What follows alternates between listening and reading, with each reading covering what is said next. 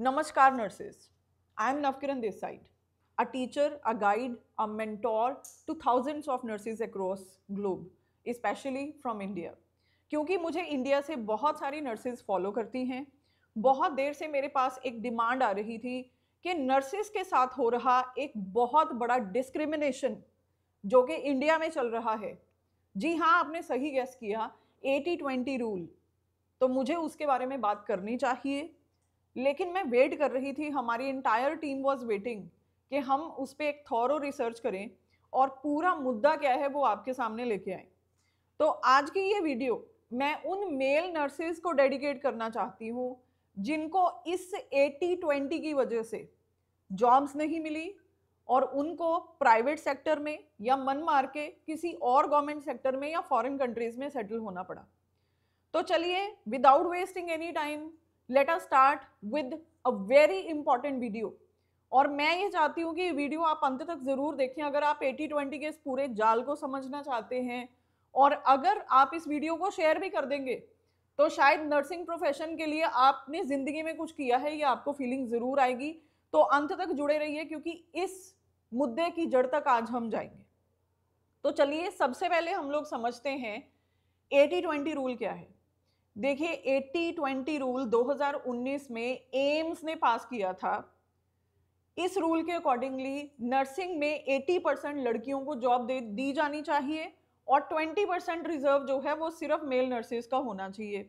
अब ये आग एम्स से शुरू हुई और धीरे धीरे ये ईएसआई तक भी पहुंच चुकी है, जिसको आप ईएसआईसी भी बोल देते हैं। ये हॉस्पिटल्स की भी एक चेन होती है।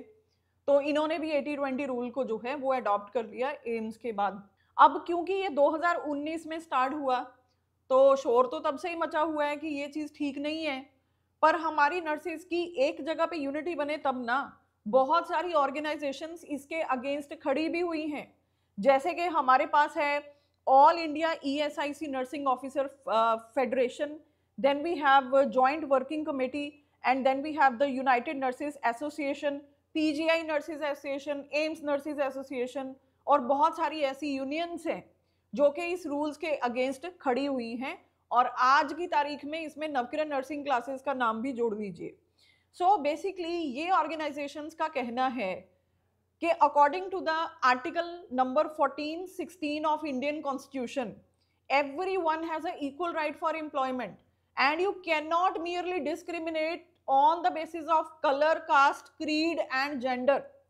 तो फिर इस रूल को क्यों लताड़ दिया गया, इस रूल को बाईपास करके कैसे 80-20 को ला दिया गया, और जो नर्सिंग ऑफिसर्स इसके खिलाफ आवाज उठा रहे हैं उनको आप कैसे गलत बोल सकते हैं, जबकि इंडियन कॉन्स्टिट्यूशन में ये लिखा हुआ है कि ये राइट है हर एक पर्सन का, उसका जेंडर चाहे जो भी हो। तो अभी आगे हम बात करेंगे कि ये क्या तर्क वितर्क इस चीज पे हो रहा है। JWC यानी कि जॉइंट वर्किंग कमेटी की पिटीशन जो उन्होंने डाली है इस रूल के अगेंस्ट, तो उन्होंने ये बोला है कि under the banner of JWC we stand for equality, fairness and constitutional rights of all the candidates. और हम चाहते हैं कि मेरिट के बेसिस पे मेल और फीमेल नर्सिस को रिक्रूट करा जाए, ना कि उनके जेंडर के बेसिस पे, क्योंकि सबके इक्वल राइट्स हैं और किसी को भी प्रेफरेबल ट्रीटमेंट नहीं मिलना चाहिए just because on the basis of gender. और इनकी ये लड़ाई वुमेन यानी कि फीमेल्स के अगेंस्ट नहीं है, इनकी ये लड़ाई है डिस्क्रिमिनेशन के अगेंस्ट। साल 2024 सितंबर, अब ईएसआई ने भी इस 80-20 कोटा को अपना लिया था। अक्टूबर 2024 में इसके अगेंस्ट वॉइस रेज की हमारे नर्सिंग ऑफिसर्स ने और कुछ यूनियंस ने। तो 3 अक्टूबर 2024 को बोला जाता है कि हम इस कोटा को इम्प्लीमेंट नहीं करेंगे और जल्दी ही इसके ऊपर हम लोग कोई ना कोई एक्शन लेंगे। ऑब्वियसली ये ईएसआई कमेटी ने बोला था। तो 8 अक्टूबर 2024 को, देखिए 3 अक्टूबर 2024 को वो प्रॉमिस कर रहे हैं कि हम इसके ऊपर कोई ना कोई सुनवाई जो है वो जरूर करेंगे, और 8 अक्टूबर 2024 को बिना कोई चेंज करे इस रूल को ईएसआई में भी लागू कर दिया जाता है। अब यहाँ पे फिर ऑब्वियस था कि बहुत सारे प्रोटेस्ट होने थे, तो बहुत सारे प्रोटेस्ट हुए, जिन प्रोटेस्ट को लीड किया बहुत सारे मेल नर्सेज ने और इनके साथ साथ कुछ फीमेल नर्सेज भी आई। महाराष्ट्र में तो बहुत बड़ा एक प्रोटेस्ट हुआ था जिसमें 350 पार्टिसिपेंट्स इकट्ठे हुए, जिन्होंने इसके खिलाफ जो है वो प्रदर्शन किए, प्रोटेस्ट किए, और उन्होंने ये डिमांड करी कि 80-20 रूल को हटाया जाए। इसके लिए उन्होंने मार्चिंग भी करी। अब दिल्ली में काफी सारे यूनियंस हैं जिन्होंने 2024 से लेकर 2025 तक अनगिनत प्रोटेस्ट किए। अभी रिसेंटली ही अक्टूबर 22 को भी एक प्रोटेस्ट जो है वो दिल्ली में होके हटा है। तो इनके जो की स्लोगन्स हैं जो आपको इंटरनेट पे मिलेंगे घूमते हुए, that is save the male nurses and stop gender based discrimination. क्योंकि नर्सिंग लीडर्स जो हैं वो चाहते हैं कि हमारे फील्ड में फीमेल नर्सेज के साथ साथ मेल नर्सेज भी आए। अब आपको क्या लगता है, क्या जो नर्सिंग फील्ड है वो सिर्फ फीमेल डोमिनेटिंग ही होना चाहिए या इसमें मेल नर्सेज भी आने चाहिए? एक्चुअली मुझे जो लगता है प्रॉब्लम ये है कि जो मेल्स हैं वो अपनी जो वॉइस है वो कभी बहुत देर तक दबा के नहीं रख सकते, जितनी डिस्क्रिमिनेशन नर्सेज के साथ हमेशा होती है। अगर हमारे प्रोफेशन में मेल्स आ जाते हैं तो वो ऑब्वियसली इस डिस्क्रिमिनेशन के अगेंस्ट वॉइस रेज करेंगे। हो सकता है कि इसी चीज से कई लोगों को दिक्कत हो रही हो, जिसकी वजह से ये जो डिसीजन है वो लिया गया।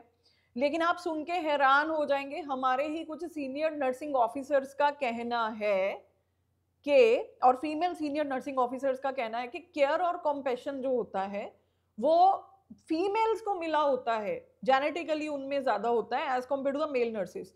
तो ये कुछ स्टीरियोटाइप्ड चीजें हैं जिनको क्या उसको बोलते हैं ना कि एक एक्सप्लेनेशन की तरह रखा गया सामने से।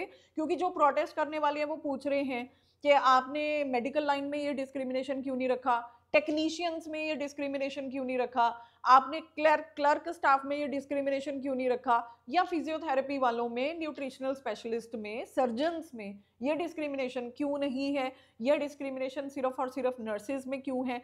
तो ये एक्सप्लेनेशन दी जा रही है कि जो फीमेल होती हैं उनमें इनहेरिटेड होती है ये चीज कि केयर और कंपैशन ज्यादा होता है as compare to male candidates. बात करो, ये मतलब कोई तर्क वितर्क की बात तो नहीं हुई। कॉन्स्टिट्यूशनल जो आर्टिकल है, आर्टिकल नंबर 16, उसमें जब लिखा हुआ है कि मेरिट के बेस पे एडमिशन होनी चाहिए, not on the basis of gender, तो मतलब उसको दरकिनार कर दिया गया है और अपने ये दकियानूसी से जो स्टीरियोटाइप्ड इनके थिंकिंग है वो आगे रख के इतना बड़ा डिसीजन जो है वो ले लिया गया है। ऐसे तो हम भी आगे से बोल सकते हैं कि अगर इंडिया में इतनी स्टीरियोटाइप थिंकिंग चलती है तो फिर तो एक मेल होता है जो कि घर चलाने के लिए रिस्पॉन्सिबल होता है। अगर उस मेल को आप जॉब नहीं दोगे तो उसका घर कैसे चलेगा फिर? तो इसके लिए भी जवाब दीजिए।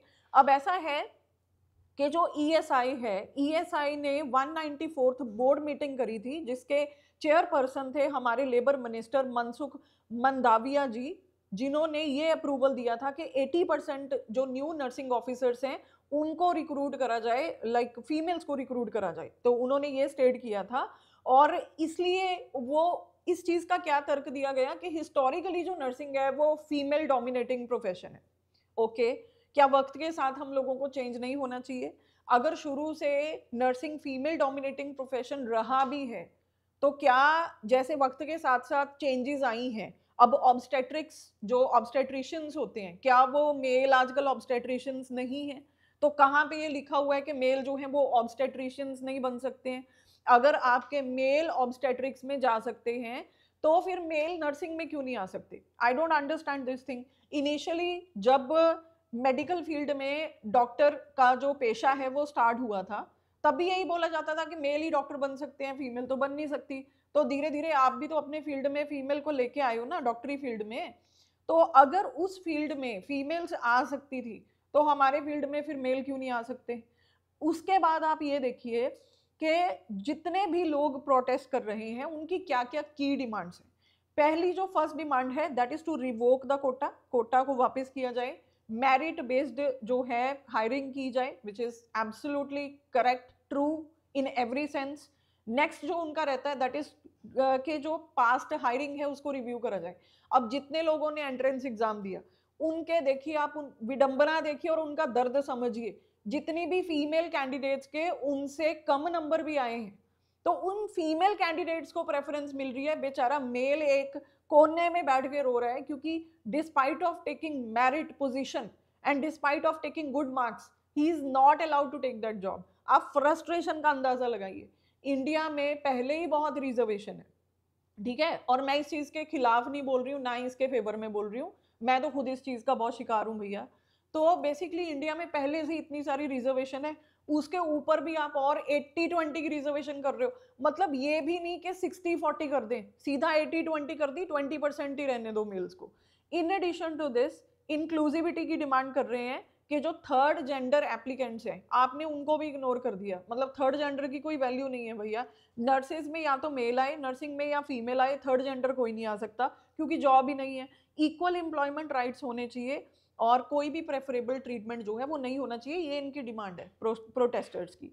तो गवर्नमेंट और पब्लिक का क्या रिस्पॉन्स है मतलब इस चीज को लेके? तो सबसे पहले बहुत दुख की बात है कि ये 2019 से ही प्रोटेस्ट चल रहे हैं, तो आप आज लगा लीजिए कितने साल हो गए, 6 साल हो गए इन लोगों को प्रोटेस्ट करते हुए। अभी तक ये कोटा ज्यों का त्यों है, इसमें 5% छोड़िए, 1% छोड़िए, 0% का भी इन्होंने इधर से उधर कुछ नहीं किया। पब्लिक डिबेट मीडिया ने काफी जगह पे हाईलाइट किया है और इसको लेबल किया as a reverse discrimination in nursing, जो कि एक्चुअली है। देन कुछ और इंडस्ट्रीज के भी रिस्पॉन्स है, जैसे कि कोर्ट में ये केसेस जो हैं, पिटिशंस दायर करी गई हैं, कोर्ट में केसेस जो हैं वो चल रहे हैं, और महाराष्ट्र जो है उसमें केसेस चल रहे हैं, और कोर्ट केसेस जो हैं वो एम्स के कोटा को लेके अदर और प्लेसेस पे भी चल रहे हैं। और कुछ यूनियन लीडर्स जो हैं उन्होंने सपोर्ट किया है, कुछ वुमेन जो फीमेल नर्सिस हैं वो भी मेल नर्सिस की सपोर्ट में आए हैं। ठीक है, तो पिछले कुछ सालों में ये चला है। अब अगर एक ब्रॉड कॉन्सेप्ट में हम लोग देखें तो इंडिया में यूं भी जो नर्स पेशेंट रेशो है वो कोई बहुत अच्छी नहीं है। एक नर्स को कई बार 20-20, 30-30 पेशेंट भी होते हैं। अगर आप ओपीडी में बात करो तो हमने तो 40-40 पेशेंट्स भी देखे हुए हैं, 1 नर्स टू 40 पेशेंट्स की भी रेशो है। और इसके बीच में आप ऐसा रूल लेके आते हो कि मेल नर्सिस हमें नहीं चाहिए। जो मेरे आर्ग्यूमेंट है वो ये है, male nurses are better at doing night duties. ने जो मेल नर्सिस होते हैं they could be better at lifting and shifting the patients. जो मेल नर्सिस होते हैं वो उनको मैटरनिटी लीव की जरूरत नहीं पड़ती। जो मेल नर्सिस होते हैं they are also empathetic and they could also care, in fact in some cases could be better than anybody else. Reason ये है कि ये पांचों उंगलियां सेम नहीं होती हैं। अगर मैं ये बोलूं कि हर एक फीमेल केयरिंग और कॉम्पैशनेट है, ऐसा नहीं है। अगर मैं ये बोलूं कि हर एक मेल केयरिंग और कॉम्पैशनेट नहीं हो सकता, भाई ऐसा भी नहीं है। We are human beings and everybody is having their own aura, everybody is having their own nature. तो इसके साथ साथ देखिए जो इंडिया में एम्प्लॉयमेंट चैलेंजेस हैं वो काफी हाई हुए हैं फॉर द मेल नर्सेज। और इसका रिजल्ट ये हुआ है कि हमारे काफी डिजर्विंग मेल नर्सेज जो कि इंडिया में सर्व कर सकते थे into Indian health care system और उसको बेटर और मजबूत बना सकते थे, उनको मजबूर होके, जी हाँ मजबूर होके उनको फॉरेन कंट्री में जाना पड़ा। और जो फॉरेन जाना अफोर्ड नहीं कर सकते थे वो बेचारे 10-10 हजार पे रुल रहे हैं प्राइवेट सेक्टर में। भाई साहब आप एक बात मुझे बताइए, ये जो पॉलिसी मेकर हैं, आपने कभी क्या इंडिया में ऐसी पॉलिसी बनाई है कि जितने भी गवर्नमेंट और प्राइवेट हॉस्पिटल हैं उन सब में नर्सेज की सैलरी सेम होनी चाहिए या न्यूनतम डिफरेंस होना चाहिए सिर्फ सैलरी में? भाई साहब मैं आपको ग्राउंड रियलिटी बताती हूँ, प्राइवेट सेक्टर में नर्सेज को 5-5 हजार रुपए में भी हायर करा जाता है। मालूम है कनाडा की करेंसी में ये $100 बनते हैं एक महीने के। इतने में एक नर्स 12-12 घंटे की ड्यूटी कर रही है। तब तो आपकी कोई पॉलिसी बैठती नहीं है, तब तो आपकी कोई यूनियन जो है वो आपके जो लेबर मिनिस्टर है इस चीज के लिए तो कभी हमने कोई मीटिंग देखी भी नहीं है। नर्सिस के वेलफेयर के लिए कोई काम नहीं कर रहा। कितनी नर्सिस हैं जो डेली डेली इन्फेक्ट हो जाती हैं HIV से, हेपेटाइटिस बी से, हेपेटाइटिस C से। क्या पॉलिसी आपने उनके लिए बनाई हुई है? बताइए जरा, उनके लिए कोई पॉलिसीज हैं आपके लिए? क्यों आपकी इतनी डिजर्विंग नर्सिस भी फॉरेन कंट्री में जा रही हैं? क्योंकि प्राइवेट सेक्टर आपका सैलरी नहीं दे रहा। तो ये मेरी रिक्वेस्ट है कि काइंडली उनके लिए भी एक पॉलिसी लेके आइए। ठीक है, आपके आर्ग्यूमेंट मान लेते हैं 80-20 के लिए, लेकिन हमारी भी एक बात सुन लीजिए। आपको नर्सेज की सैलरी डिस्क्रिमिनेशन के ऊपर भी कोई ना कोई पॉलिसी लेके आनी पड़ेगी। और ये मैं अपनी नर्सेज को भी बोलना चाहती हूँ कि देखिए, आग अगर किसी के घर में लगी है तो ये जरूरी नहीं कि ये एक दिन हमारे घर में नहीं आएगी। ये आग आपके घर में एक ना एक दिन जरूर पहुंचेगी। आज अगर हमारे मेल नर्सेज इस चीज से सफर कर रहे हैं ना, तो सारी फीमेल नर्सेज को चाहिए कि वो इकट्ठी होके मेल नर्सेज का साथ दे। कहीं भी प्रोटेस्ट होता है तो भाई वहां पे पहुंचो। जितनी देर तक इस चीज में आपको यूनिटी नहीं दिखाओगे ना, उतनी देर तक आपको कुछ नहीं मिलने वाला। बड़े से बड़ा प्रोटेस्ट जो पेपर्स में लिखा हुआ है वो सिर्फ 350 की गैदरिंग है, उससे तो कुछ नहीं होगा। यहाँ तो हजारों हजारों की गैदरिंग चाहिए होगी। किसान मोर्चा याद है ना जो दिल्ली में लगा था, वैसी गैदरिंग चाहिए होगी आपको। और ऐसी गैदरिंग देख के ही गवर्नमेंट हमेशा कोई ना कोई पॉलिसी को रद्द करती है। और ये कोई इतनी बड़ी बात भी नहीं है कि हम किसी पॉलिसी को रद्द करवाएं, ठीक है, ये हो सकता है, डेफिनेटली दिस इज पॉसिबल। सिर्फ हम सब लोगों को एक यूनिटी के साथ जो है एक दूसरे के साथ खड़ा होना है। ओके, तो यहाँ पे ईएसआई नर्सिंग प्रेसिडेंट जो हैं जे बवेरा, उनका बैरवा उनका क्या कहना है कि जो 80-20 रिजर्वेशन है वो आर्टिकल 16 ऑफ इंडियन कॉन्स्टिट्यूशन को ये वायलेट कर रही है। It will lead to gender discrimination in public employment. Definitely वो तो हो ही रहा है। और एक प्रोटेस्ट ग्रुप जो कि महाराष्ट्र में प्रोटेस्ट कर रहे थे, उनके accordingly this gender based quota is unfair, the government must revoke the rule and ensure equal employment rights। yes definitely। तो अगर आप भी ये सोचते हैं कि 80-20 कोटा ये कोई अच्छा डिसीजन नहीं है नर्सिंग के लिए, और ये डिसीजन किसी और पैरामेडिकोस या मेडिकोस के लिए क्यों नहीं लिया गया, और आप अपने विचार जो है वो कमेंट सेक्शन में जरूर बताइए कि आप किस तरह से नर्सेज की हेल्प कर सकते हैं, और आपको लगता है कि 80-20 कोटा जेन्युइन है या बिल्कुल ही डिस्क्रिमिनेशन है। और इस वीडियो को ना सब जगह पे इतना ज्यादा शेयर करो ताकि ज्यादा से ज्यादा लोगों को ये पता लगे कि ये डिस्क्रिमिनेशन टोटली अनफेयर है और नर्सिंग में ये नहीं होनी चाहिए। भाई आफ्टर ऑल दुनिया में एक ही कंट्री है इंडिया जहां पे ये वाला कोटा आया है। अगर ऐसा कुछ होता ना तो दुनिया की दूसरी कंट्रीज में भी ये वाला कोटा होता, स्पेशली डेवलप्ड कंट्रीज जिनकी नर्सिंग को हम इतना अच्छा मानते हैं। भाई वो तो ये कोटा लेके नहीं आते, और तुम लोग ये मान के बैठ गए। स्टडीज दिखाओ कहाँ पे लिखा हुआ है कि वुमेन में ज्यादा केयर और कंपैशन होता है as compare to male. Thank you so much nurses. इस वीडियो को ऐसे ही समझो कि जैसे ये वीडियो मैं तुम्हारे लिए बना रही हूँ, भले ही तुम फीमेल हो।